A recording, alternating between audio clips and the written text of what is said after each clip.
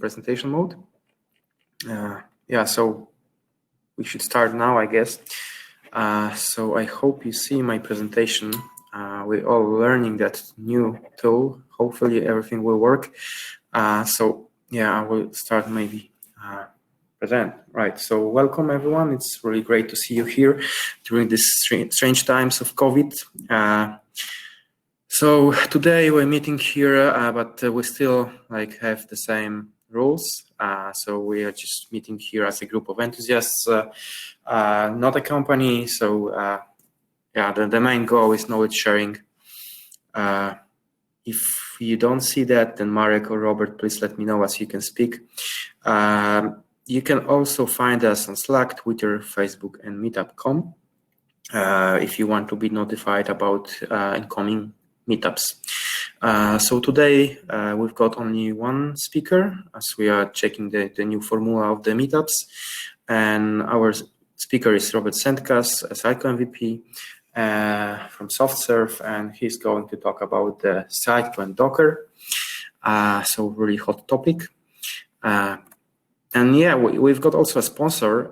So Cogify asked us today if they could sponsor something for us. So thanks to the Cogify, we've got a gift for you. So from the participants or active participants who will ask questions or give us feedback at the end, we'll draw two winners who will win a voucher for 1 month access to the Pluralsight courses. So yeah, we'll probably contact the person after the meetup because we'll need some time to arrange all that stuff. And yeah, networking this time will work a bit different. So after the presentation, people who wants to speak need to raise the hand. You should have a button like that somewhere in your UI. And after that phase of the presentation, we've got tables, which you will see after the presentation, and we can networking together in smaller groups by joining to the selected table. To join to the table, you just need to double click it, and that's it really. Then you just need to only enable your microphone. Yeah, so that's all from my side, I think. So have a good fun as always.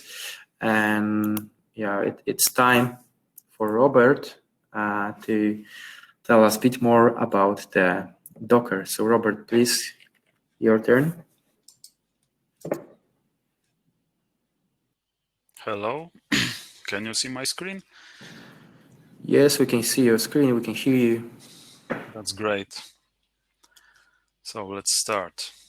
So, as Lukasz said, my name is Robert, and today I would like to share what I learned when I working with Sitecore and Docker technology.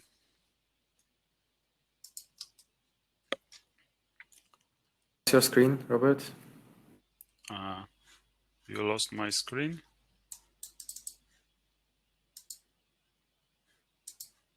Sure.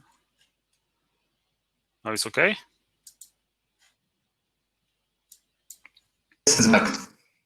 Okay, so it's me. And the first important information, so I'm not the Docker expert, I'm still learning this technology and thinking how to use and how to adopt this in my company and for our clients.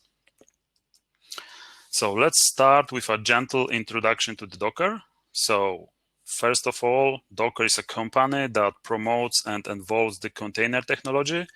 They also own Docker Hub, which is Docker official registry. Docker is also open source project for building application on containers. And during the last years, Docker has become synonymous with containers because it has been the most successful at popularizing it. Originally, Docker was built for the Linux, and now we can run Docker on Windows and macOS as well. Okay, a little bit Docker terminology and container terminology. So everything starts with the Docker file. Docker file is a text document format. This file contains instructions how to assemble, how to build a Docker image. So this file is used by Docker CLI, by Docker build command, and the output from the build command, we have an image. Image is a package with all code and all dependencies of our application, of our service, and often one image based on another image. So this is kind of image is built on the layers. I will tell a little bit more about this later. If we run the image, image is converted to the container. So the container is an instance of the image. It consists of all the contents of a Docker image and execution environment for our application. Images we can pull and push to and from registry. And registry is built from repositories. Each repository is a collection of images with the same name and labeled with the tag to indicate the version of the image or the variant of the image.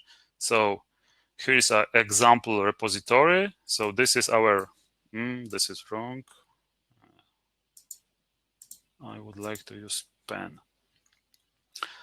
So this is our repositories, and here in Sitecore Assets repository, we have several images for different versions of the Sitecore. So repository is like a folder, and if in this folder we have images that we built and we push to this repository.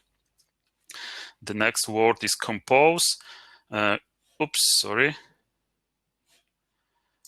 Compose is another tool, and this tool is used to build the whole environment with several images. And the last word from the Sitecore Docker is orchestrator. This is something bigger than compose. The example of orchestrator is the Kubernetes. So this is let's say the whole infrastructure to run containers in the cloud. Of course, you can run this Kubernetes also on local instance, but I don't see any benefits to run it locally. Okay, how the image is built. First, if we run the docker build command, this command copy. Why I cannot write? What's going on here? Pen.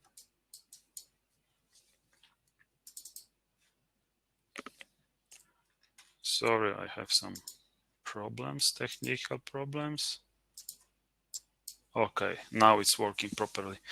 Okay, so if we run this build command, this command first copy context to the Docker daemon, and context can be path, so it means it is folder on our disk, or it can be some repository in GitHub or in another provider. With Docker ignore file, we can exclude files and folders from the context, because if some files are not necessary, we should not copy this to the context. For example, bin folders on some other big files which are not required during the build process. And then the build command takes Docker file and executes step by step each instruction from this file. If everything goes well, then we have the image ready to run. As I mentioned, Images themselves are built on the concept of the layers, and each layer built upon the layer below it. And it means that we can customize images very easy. And always we have some base image. This base image is mostly some operating system. It can be Windows operating system, or it could be some Linux system. It depends what we would like to build.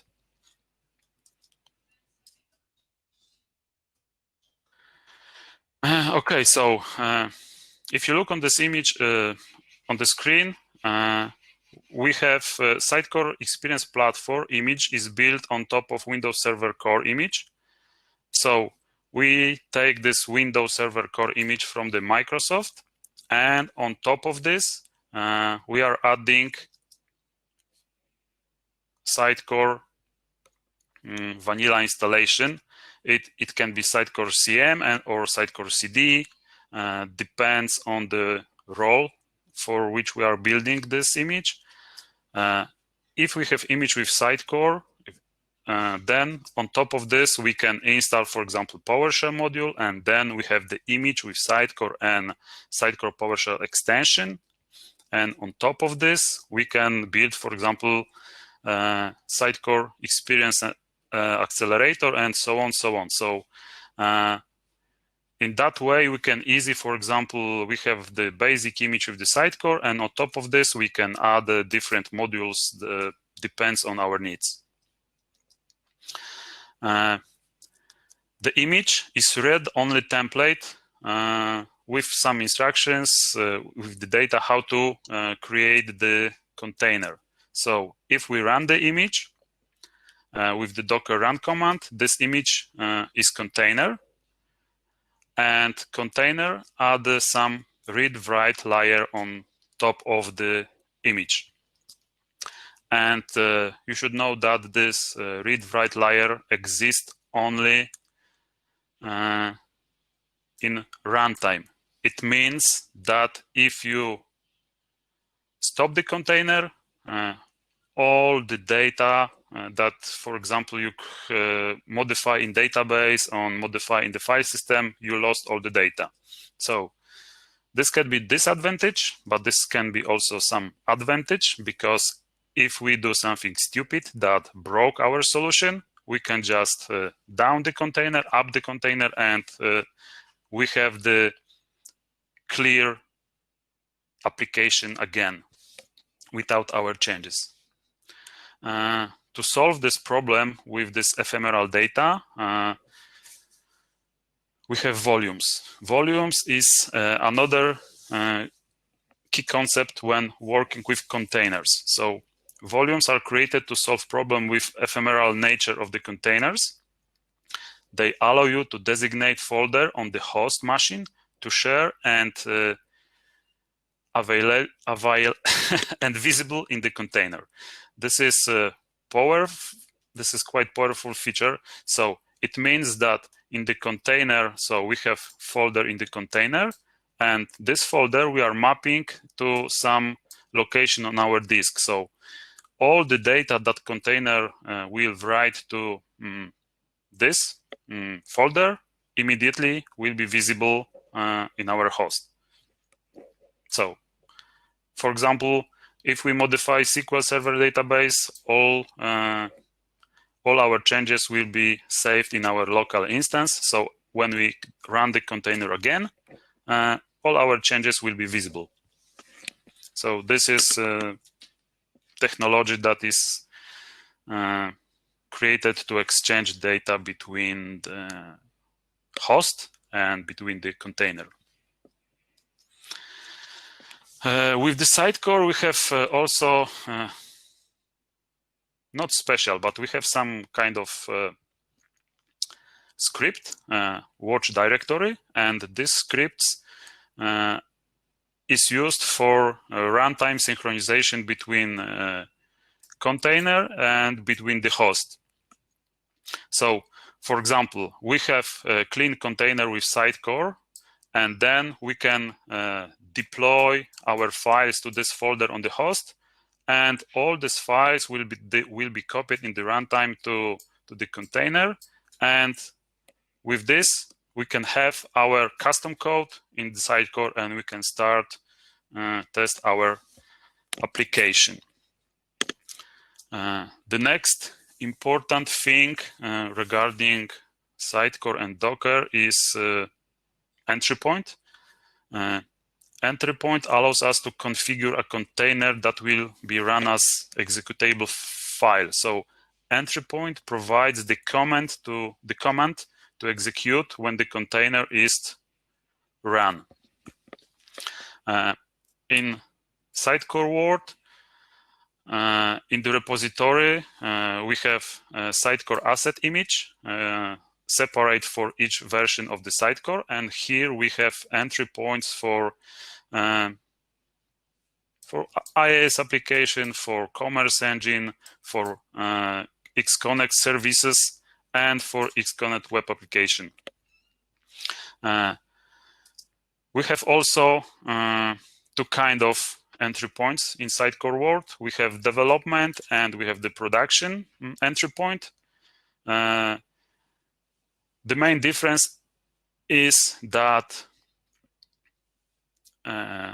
in development, for example, development entry point run and configure our watch script. So, for example, if you are looking information by default, which folder on your local machine on host will be mapped to which folder on the container. So entry point is the place where you can look to understand how it works. The next thing is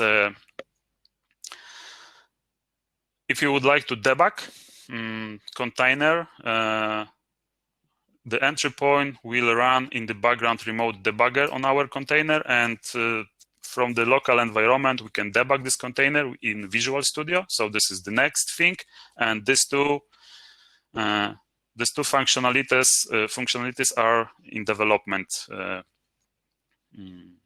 entry point.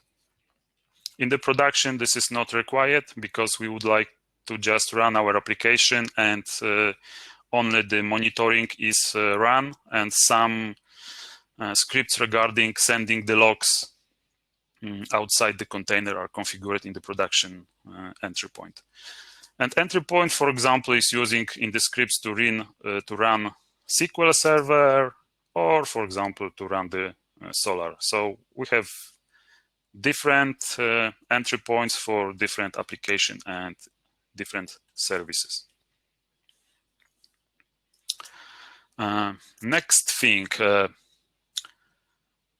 before Sitecore 10, the Sitecore community start working on the Sitecore and Docker, and we have this repository.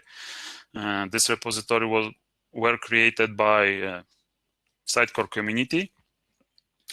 And with Sitecore 10, Sitecore provides his own registry where you can pull the Sitecore images for the Sitecore 10, some basic images.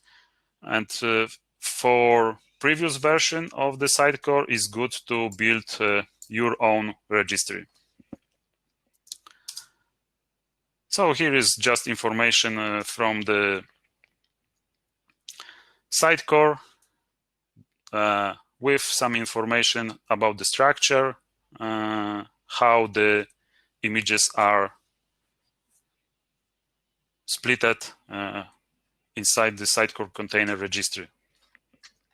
The whole list, what kind of images you can find here with the names, with the tags, is in this repository. It's valuable to build your own container registry. Why? Because building images from the scratch is time consuming. It can take from 2 to 6 hours, depends on problems that you can have during the building images. Yesterday, for example, building images, and on the last step, on the last image, my hard drive is empty, so I don't have the free space. So I have to, for example, clean up something and start building again. The next thing is that if you build images and keep all these images locally, it's space consuming. For example, my machine for building images, this is virtual machine in Azure. Now I have 200 gigabytes because previously with 100 gigabytes it was not enough when I building and experimenting with images. That's why it's good to build your own registry, because if you have all images builded and pushed to this registry, so for example, if you would like to pull and run XP topology of the Sitecore, it takes half an hour to download everything and up and running the whole XP1 environment. How much does it cost? In case of Azure Container Registry, we have 3 tiers: basic, standard, and premium. And the main difference is not the only price, because the cost of Azure Container, so there is some constant value. So each day of Azure Container Registry cost this amount of US dollars.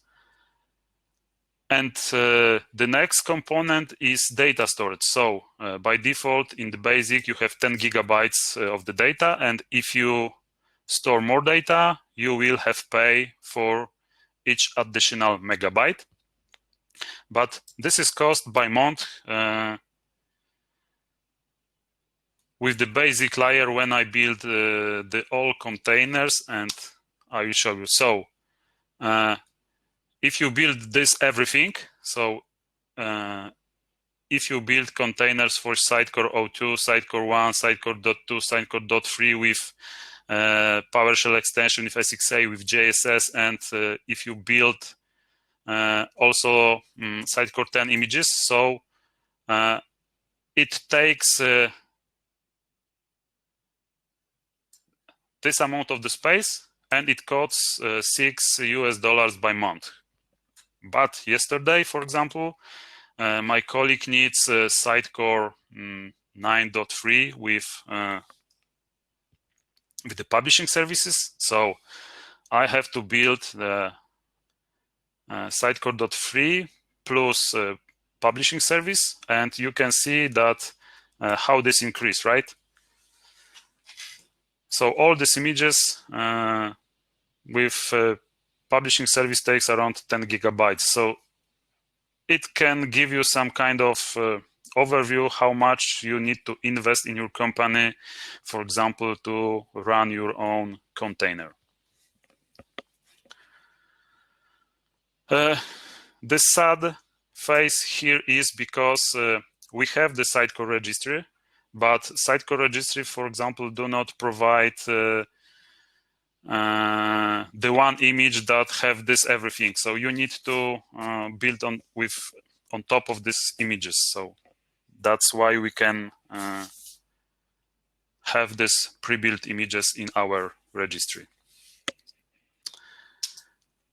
Okay, what do we need to start our adventure with Docker? So first of all, we need Sitecore 10 Professional or Enterprise Edition, or we need Sitecore Server 2018 or 2016.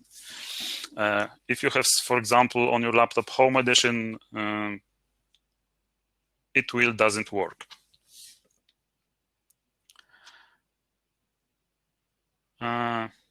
This slide is wrong. Okay. The next prerequisites. You have to install Sitecore, not Sitecore, you have to install Docker Desktop on your server or on your workstation.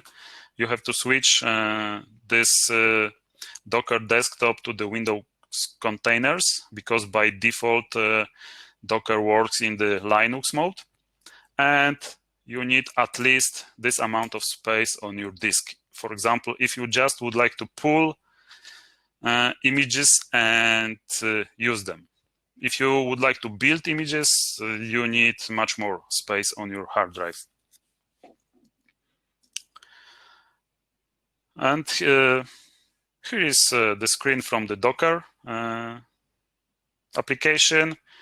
Here is the switch, how we are switching the Docker to the Windows containers. And here is example how much it consumes on the drive, on the disk. Next thing, if you have two disks, you should consider, for example, to switch Docker daemon to a different disk with more space, and you can easily do this with in the Docker engine. In the configuration, you just need to specify here the place where Docker daemon will keep all the files and will pull all the images and build these images. So you can switch from the default, which is C, to different disk where you have more more space. The next thing that is good to know, your local instance have some version of this operating system, and it's good to check it.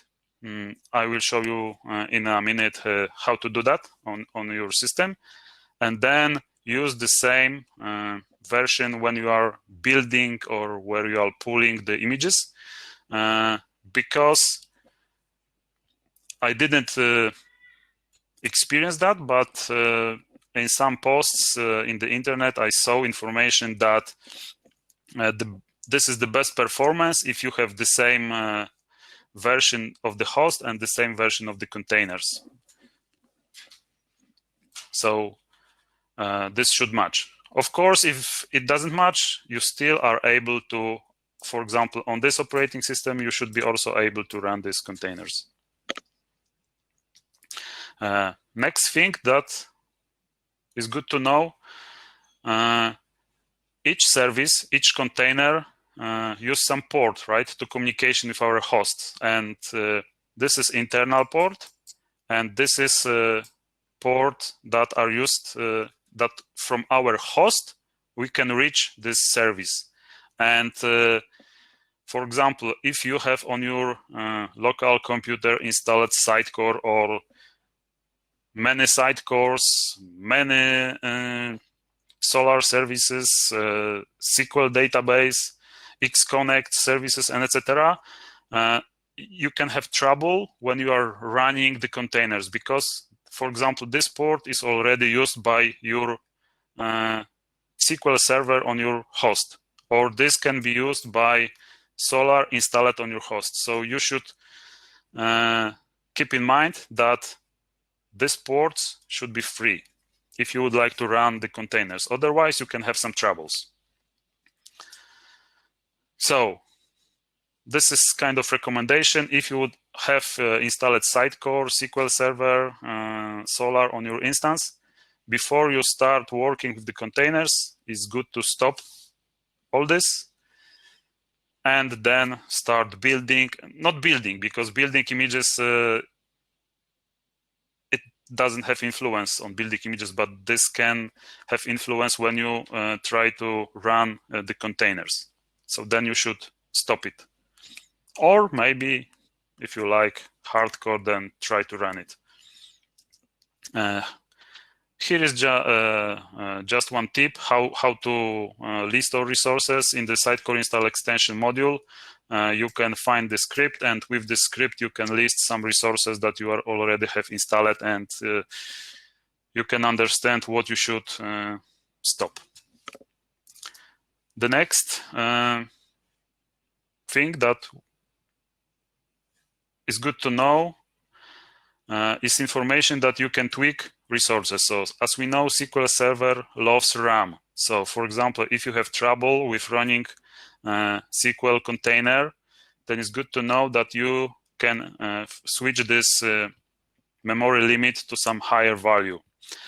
For example, if you try to run your production database in container, which is big, this is good to change this value to the proper one. The same with Solar. If database is big, then probably if we do not configure index properly, index also will be big. So we can check in the Solar how big are indexes, and maybe we should think about extending this value.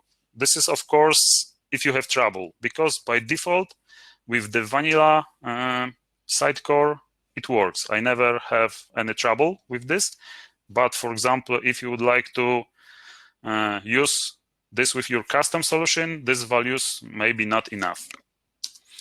The next thing, I don't know if some other guys have this problem, but with Sitecore 10,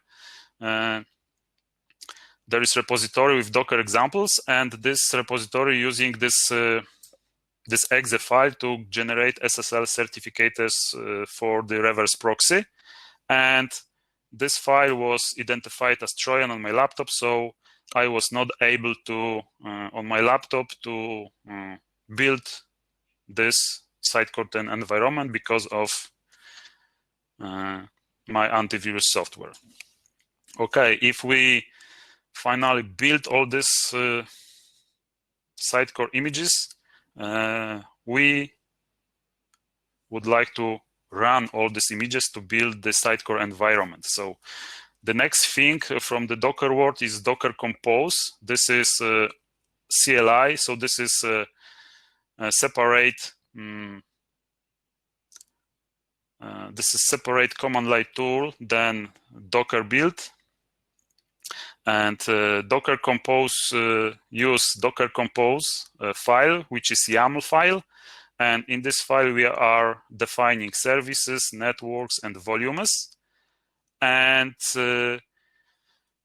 all variables or all environment variables in this file can be overwritten by environment file. And the next important thing is this Docker Compose file, for example, use receipt configuration how to build the whole Sitecore environment. But for example, if you would like to create your own volumes or put your volumes on your local computer in some different places than default one, you should use Docker Compose override.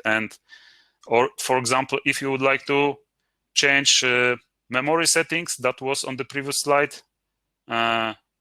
you should do this here, because this is something custom for you, not some default settings. So here are kind of reference, and in Docker Compose override, we are putting all our settings that we would like to overwrite from the original file.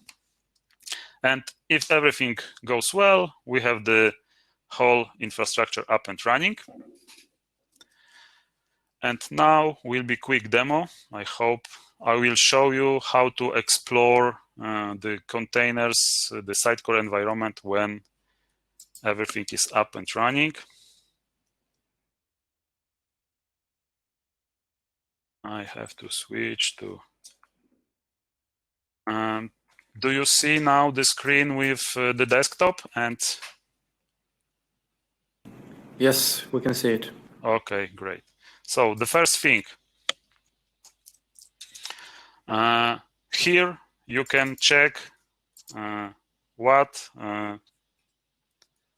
version have your local computer or some virtual machine, like in my example. So just about, and you can easily check the version of the operating system.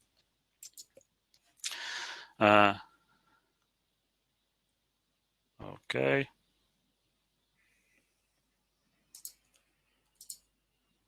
To run the whole environment, we are using Docker, as I mentioned, Docker Compose CLI.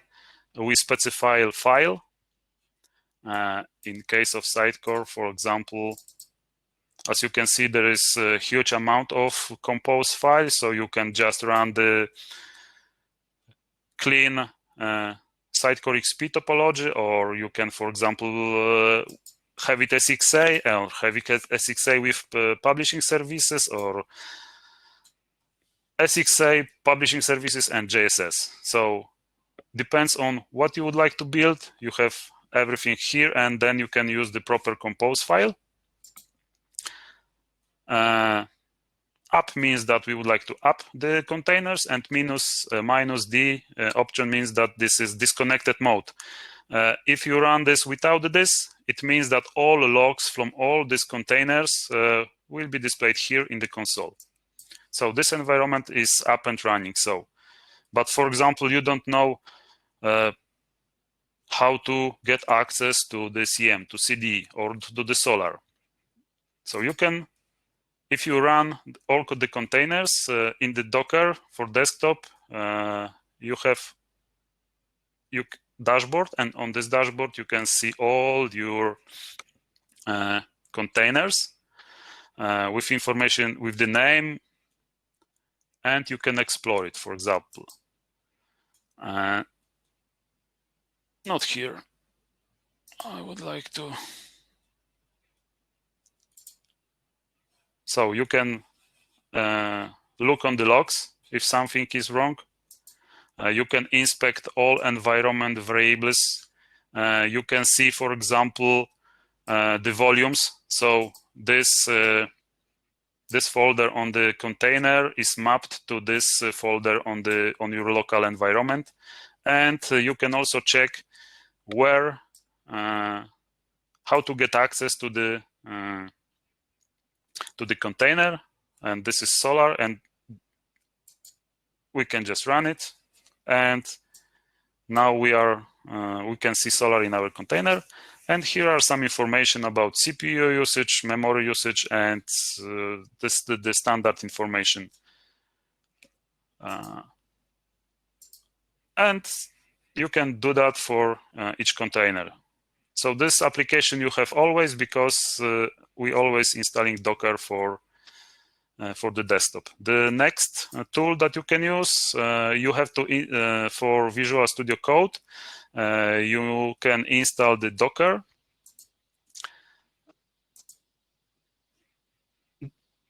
And with this Docker plugin, you can also explore images. For example, you can do everything like in the previous tool.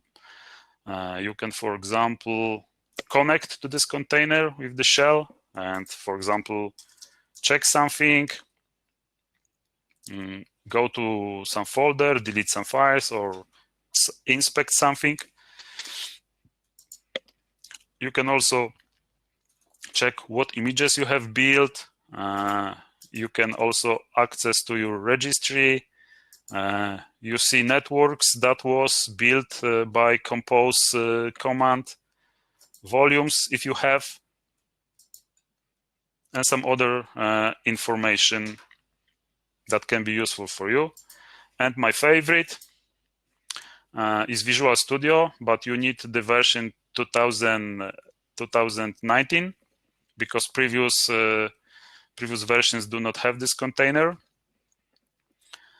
plugin. And here you can see also some logs regarding each container. You can see the ports mapping. You can see the all environment variables, and the best one, you have access to the file system. So you can go to the file system and, for example, open webconfig file and modify something, to check something, to do some tests. And you can open this file, and if you save this file, the save will be changed on the container. But keep in mind that if you stop the container and run the container, your changes disappear, because of course, if you do not configure the volume. So for me, this is the best one, because I can check the content of the files, and I can modify something, or I can look on these files. What else? Here in the logs, this is not Sitecore log. These logs are from the entry point. So, for example, you can check that your watch directory is not configured because you do not mount this local drive as a volume to your container. So, if something doesn't work for you, you can look on it in the logs to see what the problem is. Okay. What else I would like to tell?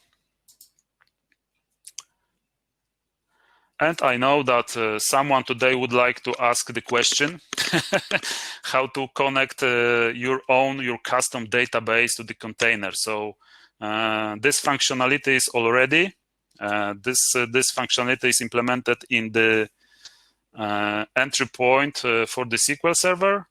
You just need to create a volume, and when you run the container, your local database will be copied to this volume, and these databases will be attached to your SQL Server. So if you have some special additional custom database with some data, so you can very easy just copy files to some local storage, mount this local storage as a volume, and using these parameters, you can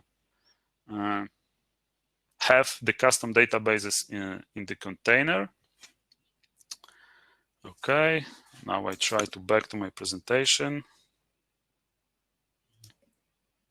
Not that. Okay.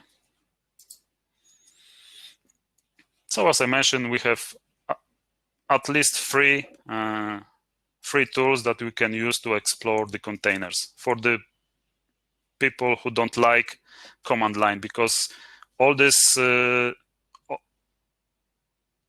operations that we did in these tools, we can also do from the command line. And the last thing, if we build all our images, this is very important command to clean up our environment and to get some space for experiments. So with this command, we can remove all dangling images. It means some kind of unnecessary images on our local environment. And thank you. That's all from my side.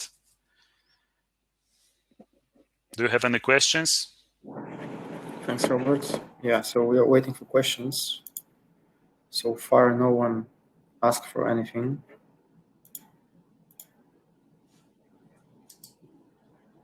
Please raise your hand if you've got any questions, or write it down on chat or Q&A.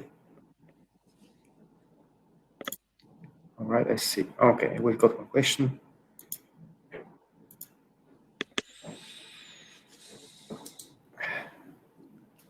All right, hey Vadim. If you enable your microphone, you should be able to speak right now. Hey guys. Hey, we can hear you. Can you hear me? Yep. Yes, we can. Oh, okay, awesome. So I'm just in my car, so that means sometimes can be lost my connection. But anyway, so thank you, Robert, for your presentation, and that's really interesting for me also, because yeah, it's as I mentioned, it's really hot topic today for the Sitecore especially. So I have a question. What is your feeling about the Sitecore Docker? So I mean that before you worked with virtual machines. For right now, you just tried to use a Docker. How it's really fast for you?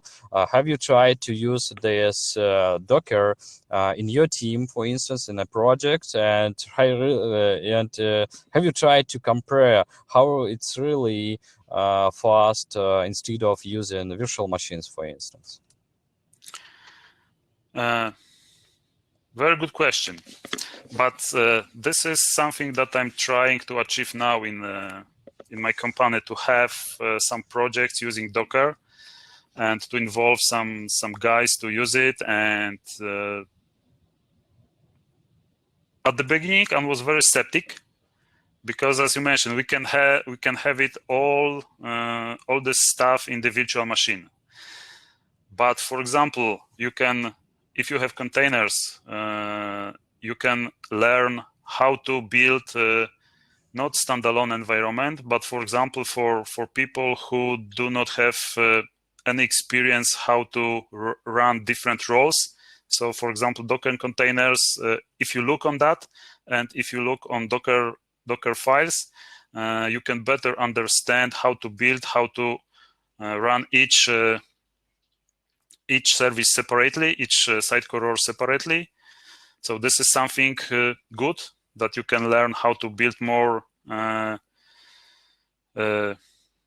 standalone environments. The next thing, for example, for people who are afraid to use this Docker because, for example, of performance. So you can still have, for example, Sitecore on your local machine and just run, for example, Xconnect, Solar in your container. So if you stop working on your project, you just down the containers, and all the services do not consume your computer power.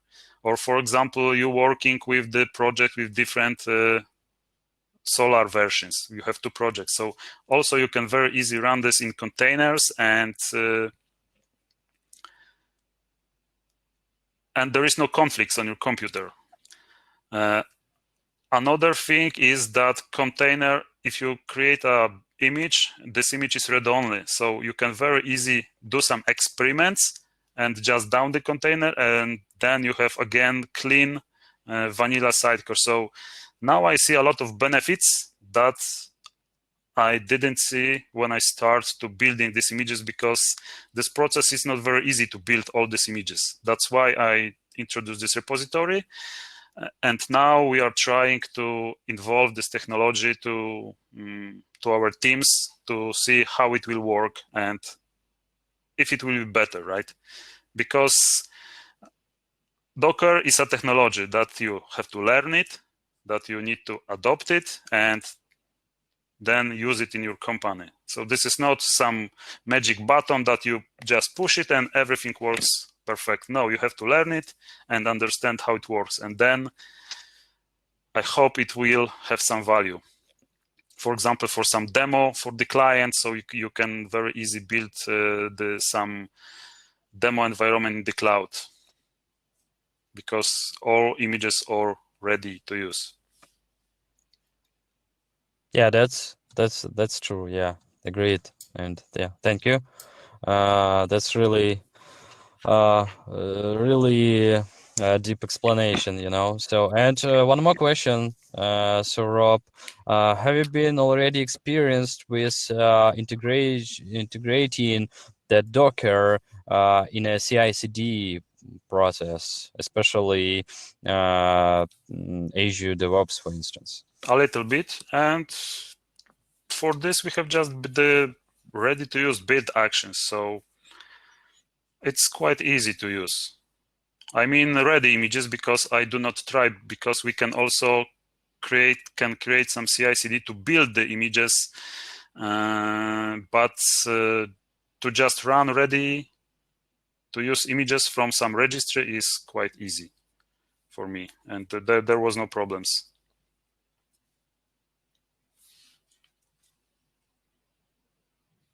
All right, cool. Thanks for the answers. Vadim, do you still want to say something? Any other questions from your side? That is all. Thank you, guys. All right, thank you. We've got one question from Tomek. So what is the difference between Docker on Sitecore 9 versus 10? According to Sitecore version 10 is dedicated to Docker, but what does it mean? What are the benefits introduced in 10 versus 9? You can take a look at it in Q&A. No, I understand, but I'm thinking how to start. All right. The main difference is because, as we know, each version we can run with the Docker, not only version 10. So the difference is that with version 10, Sitecore provide the registry where you have ready to use Sitecore Docker images. So you don't need to build the Docker image for Sitecore 10, but you just need to pull this image from the Sitecore repository. For Sitecore, for previous versions, you have to build your image by your own. So you have to build this image and then you can use this image. So this is the difference. And this repository is supported by the Sitecore and by the Sitecore support. So if with this image is something wrong, you can open the ticket in the support. With previous version, not, because this is not supported by the Sitecore support, because this is community. All right, thank you. We've got also a question on chat window. Are all images built for Windows, or you have to run both Windows and Linux containers side by side? Is that supported out of the box by Docker? No, as I mentioned at the beginning, when you run the Docker on the Windows, you have to choose Linux or Windows. You cannot use the mixed images for now. Maybe in the future, but now you have to choose, and Docker supports Windows or Linux, not both. All right, thank you. Any other questions, maybe?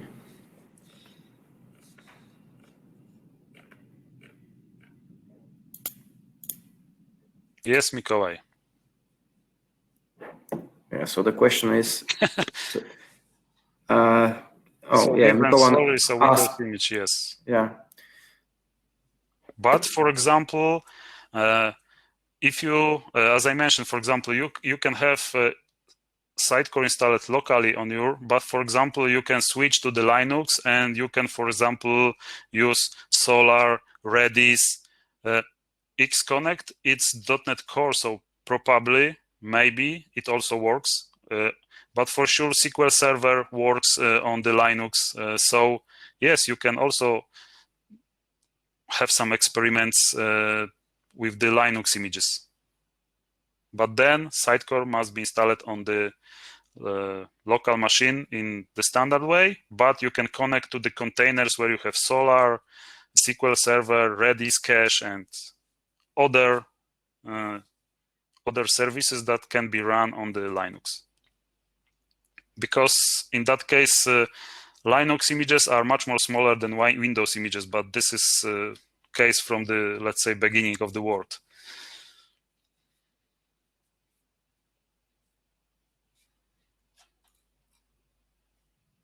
Right, cool. Another question from Michał. You see that the question, Robert? Does the Docker image of Sitecore uses more PC power than standard dev setup? Yeah, that's a good question.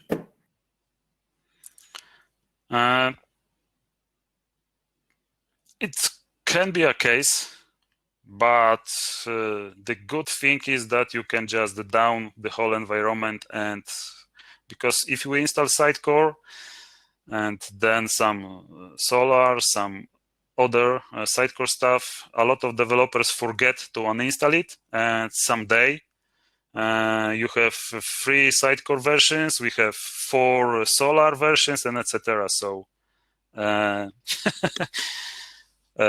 this is the benefit of the Docker, because at the end of the day, you can you can down the Docker environment and use the full power for Bitcoins, for example.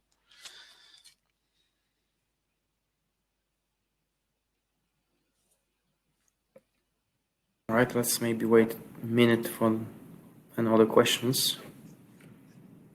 Oh, all right, the next question is there. So have you tried to run on Kubernetes? No, this is in my pipeline in this month to run it in Azure Kubernetes service.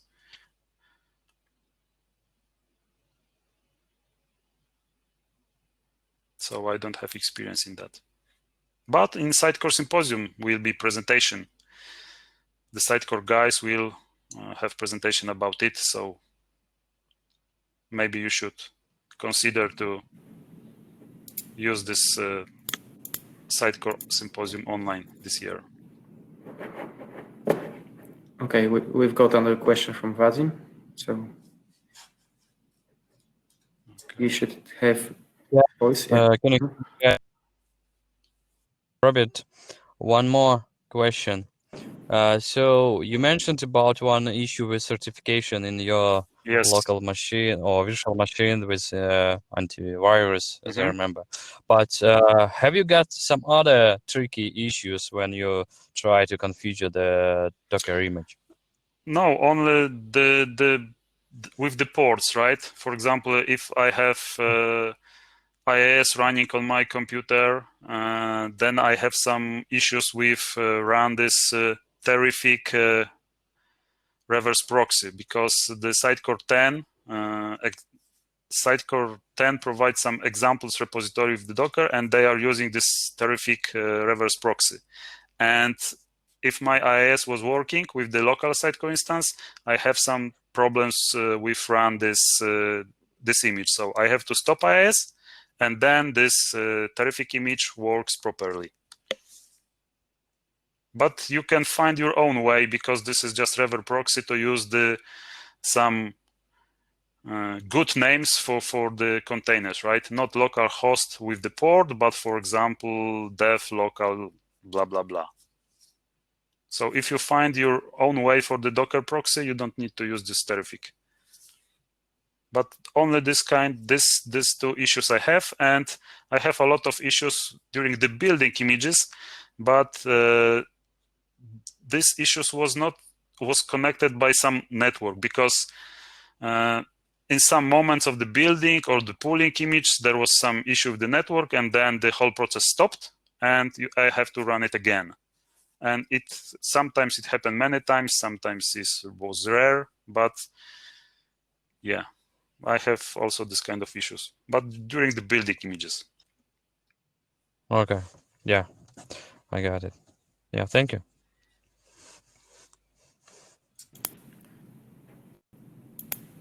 All right, do we have any other questions?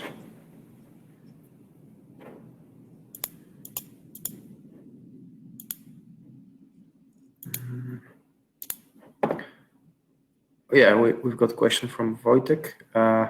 Does development process take more time than with Sitecore hosted locally? I mean, build times, etc. But you are building your solution locally, and you just synchronize, let's say, this solution with the Docker. So the build process is on your machine. But with the Sitecore 10, Sitecore provides an example where they're building the source code inside the Docker container. So to have the full separation. So they have image prepared for the build, and everything is there. For example, TDS or I don't know what else, but they provide some example to building. But normally you build your solution locally and just synchronize with this watch script with the container. So for sure there is some delay, because the container need to copy that, right? Not container, but the script need to copy your files to the container.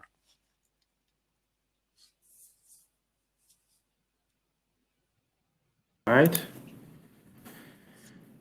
Let's see if we've got any other questions. Just 1 minute.